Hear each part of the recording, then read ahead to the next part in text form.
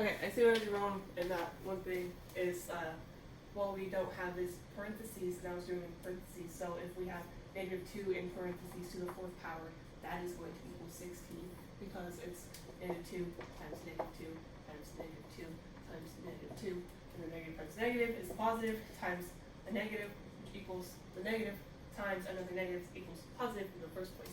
But if we have no parentheses, we have -2 to the 4th power. We're going to do the exponent first, so that's going to be 16 times this -1 that is still here outside of the exponent. So that is why we get -16 in that one problem. Gotcha. Anyway, these are some definitions that you should copy down. If a is not equal to 0, then a to the 0th power is 1. So a could be any other number other than 0. Anything to the 0 power is 1. And if a is not equal to 0 and n is a positive number, and we put n over here in the negative, then just the way to make n positive again is to put it in the denominator.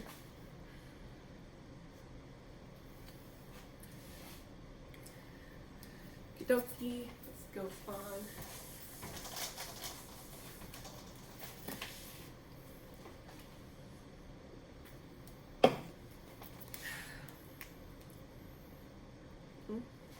I got a cat from somewhere. I don't know where that came. Okay. Then we're going to evaluate the expressions with negative exponents. So we got 2. We have 2 to the -3, which is equal to 1 over 2 to the 3rd, which is equal to 1 over 8. So now you see where we just put it in the denominator to get rid of the negative, and we just solve above that. X to the -4, of course, is just equal to 1 over x to the 4th. And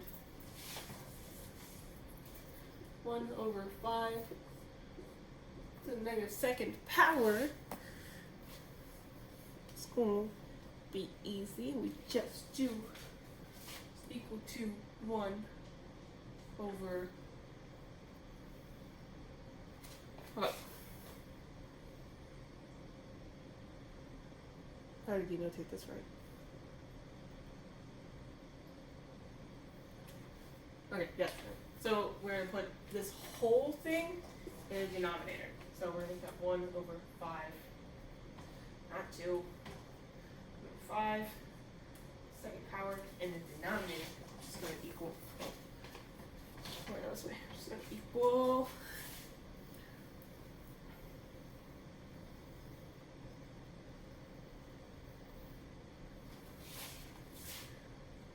1 over 25. So of course 1 times 1 is 1, and 5 times 5 is 25. So 1 over 25. And we are going to, how this looks basically is equal to 1 divided by 1 divided by 25. So the way these are going to cancel out is that we're going to bring the 25, since it's a denominator of a denominator, we're going to bring that back up to the numerator. So it's going to just end up being 25. You have questions on that, please ask me. Let's use law of exponents.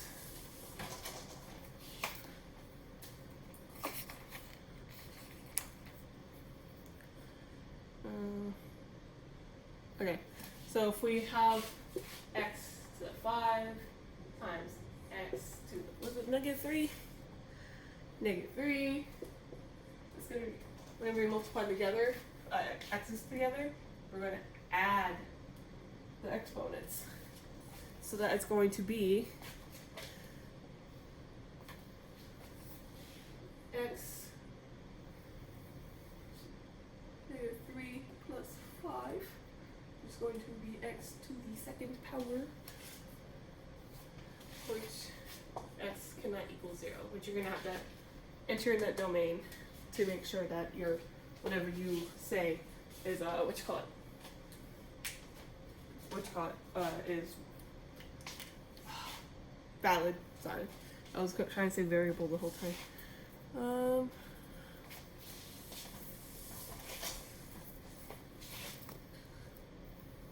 If we have x to the negative 2 to the third power, I believe that's what they have. They set in 3.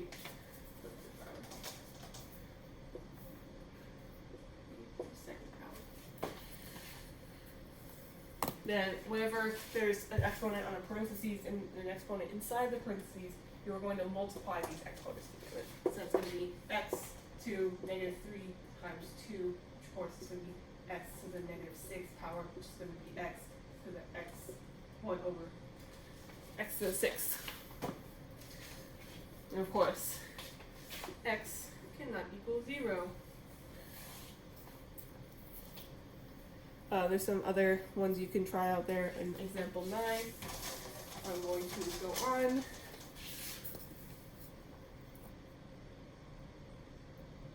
Okay.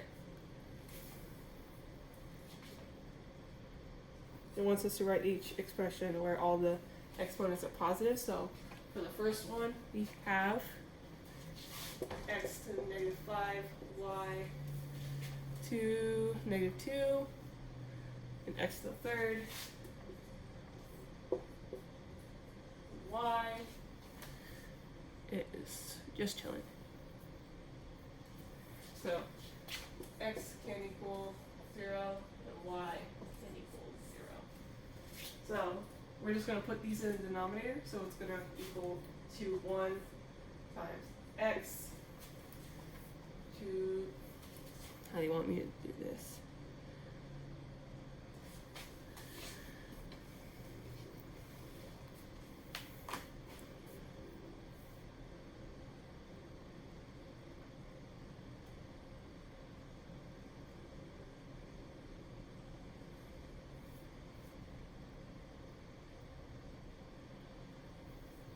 Oh, never mind. They want me to do it differently.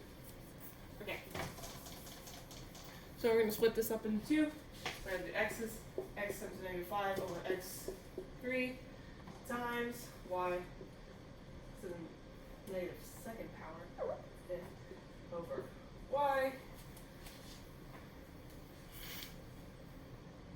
And then when we divide it, we divide these, we're going to subtract them. So it's going to be x negative 5 minus 3 times y negative 2 minus 1. And that is going to equal x squared times y to the negative 1st power, I believe.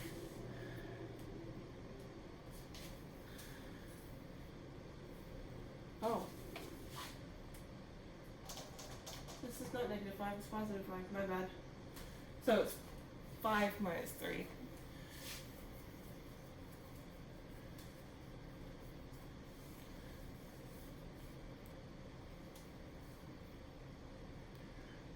Yeah, so it's not negative 1. I forgot that together. That is going to be x squared times 1 over y to the 3rd. It's going to be your answer.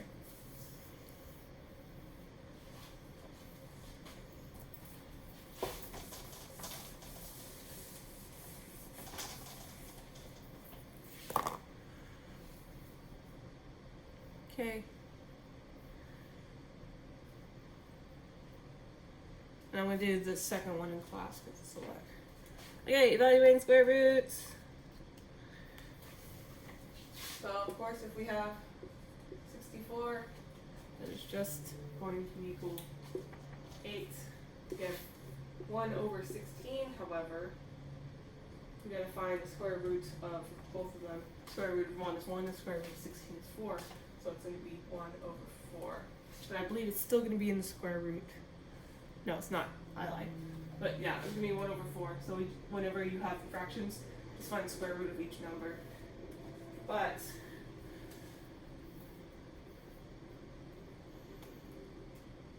well, it's giving you this 1.4 square root of 1.4 squared. So if we square a square root, that cancels it out, and we just get 1.4.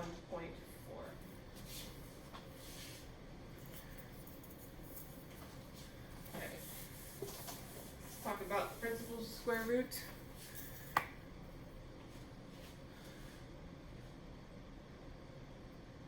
No, that's not. Okay. Anyway. Negative numbers don't have square roots, or this is called a radical, but I'm just going to put that for square roots.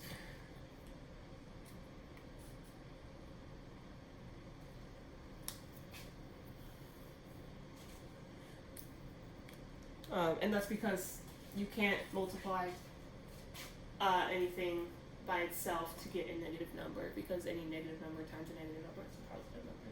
So negative numbers so if we had negative 16, we would not get like negative 4, because negative 4 times negative 4 is positive 16. Then we have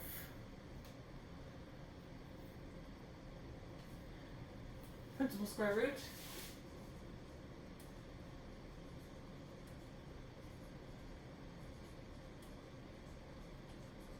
Principal square root of 0, still 0. 0 squared is equal to 0.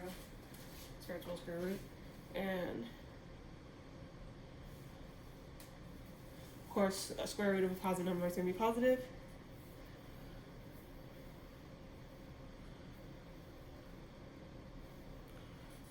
Well, I guess it could be negative. What?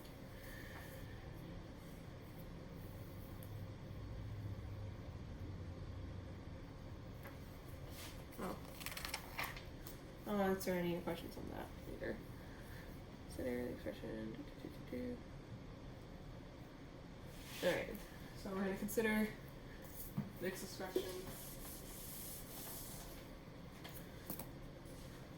Square root of a to the second, where a equal to absolute value of a. And so this is a is equal to any real number. So of course a can be a negative number, absolute value is even would equal to.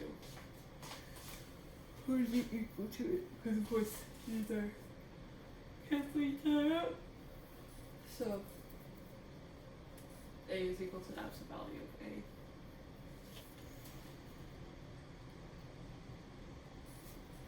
of a. Ooh, using equations.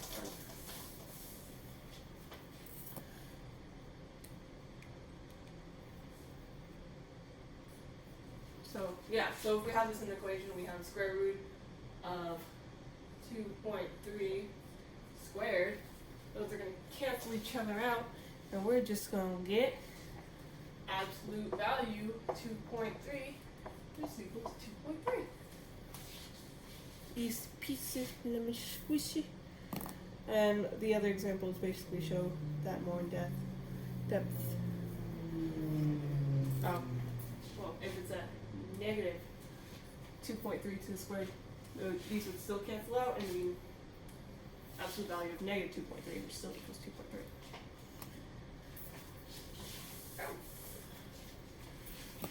Alright, scientific notation.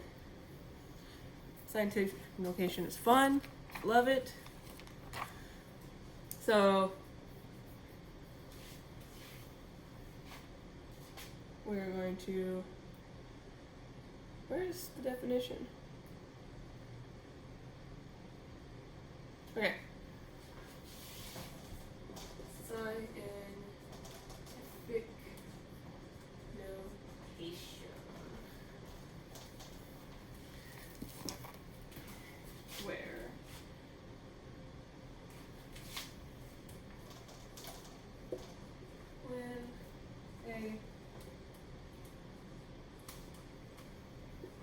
has been 10 as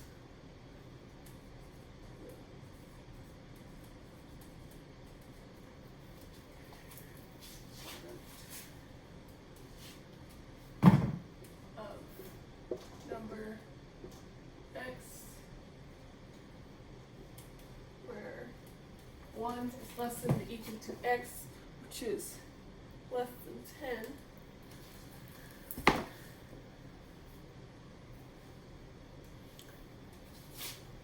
It is written in scientific notation.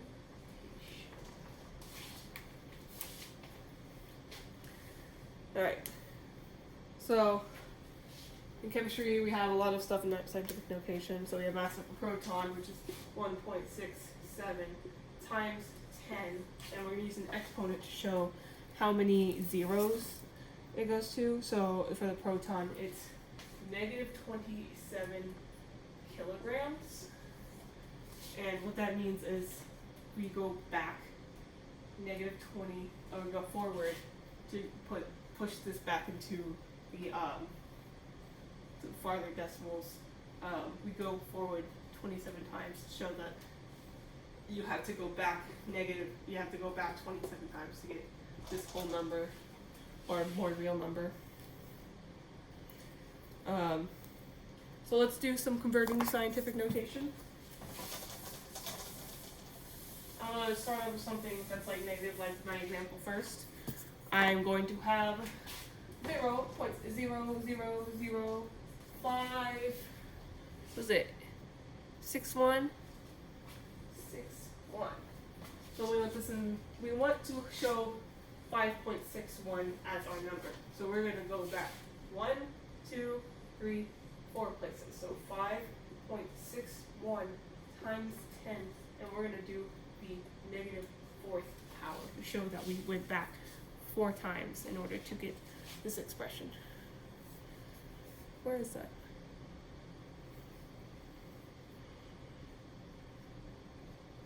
Okay, let's go back to the easy ones. When you're going forward, like when you have 9,582, you're going to move these backward. So our decimal point is here, so you're going to move our decimal point, let's say backward and forward. You're going to move this decimal point forward 1, 2, 3 steps. That's going to be 9.582 times 10 to the third. Whenever you're going forward, it's going to be positive.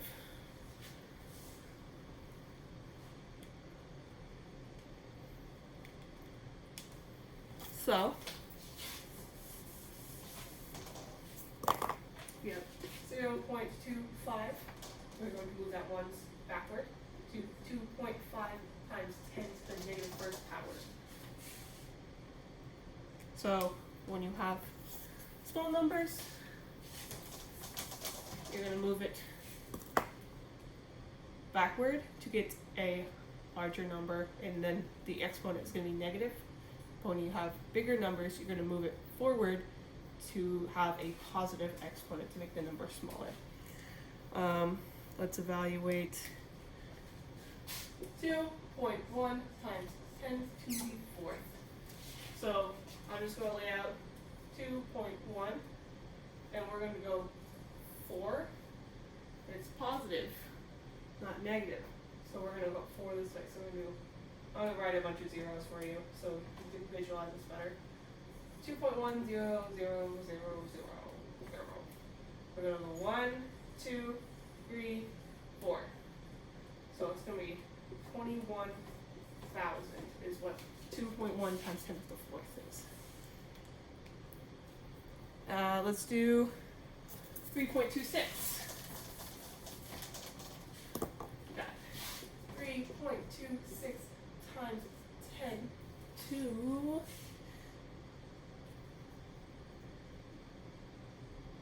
the negative 5th. So 3.26 to the negative 5th. negative, so we're going to make this a smaller number. So I'm going to write zeros in front of it. So we're going to go 1, 2, 3, 4, 5. And our number is 0.4 zeros. And then the 3, 2, 6. That's how small our number is when you have negatives. When you have upper negatives, at least. Alrighty. You can try number C by yourself. Okay.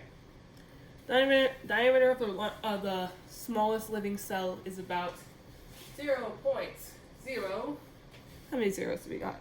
We got 4 zeros. 1, 2, 3, 4. 1 centimeter. That is how small the smallest living cell is. So if we want to put this in scientific notation, we want to move this decimal point over here. So we're going to do 1, 2, 3, 4, 5. We got 5 back. And of course, since we're making this number bigger and we went back, so our exponent is going to be negative. So we're going to do 1.0 times 10 to the, we did 5, negative 5. That's how we get. That's how you're going to evaluate a word problem. So, surface of the Earth is 1.97 times 10 to the 8th square kilometers. Square miles. Square miles. So, if we want to make that, we have a positive, so we're going to make that bigger. So 1.97. Like so many zeros, because 8 is a lot. I don't know, 1, 2, 3, 4, 5, 6, 7, 8. And this is where our decimal is going to be now. So we have 0, 0, 0, comma, 0, 0, comma, 1, 9, 7. It's 197 million square miles. That's what that means. Alright, let's just write that. Alright, that's going to be the last part of our scientific notation. There's some more practice for you to do, and your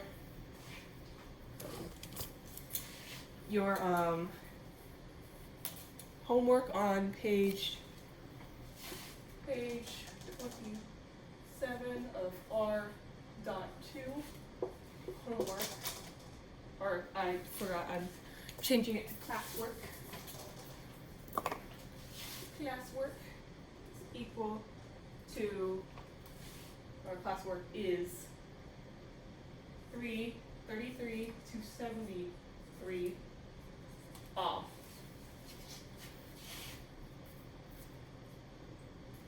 Alright.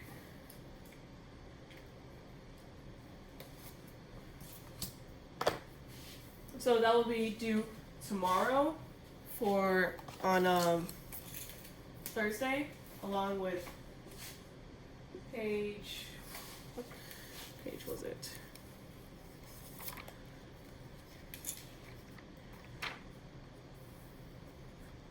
Page 15, R.1, crossword is 3 to 50, 3 to 32 all.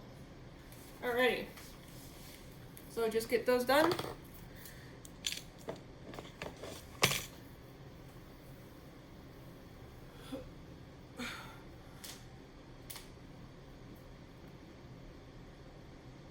And we will be having a quiz on Thursday after I do a short question and answer review, so you can like have all these any answer you have on these done, and then you're gonna have a quiz. Alright, have a good day, guys.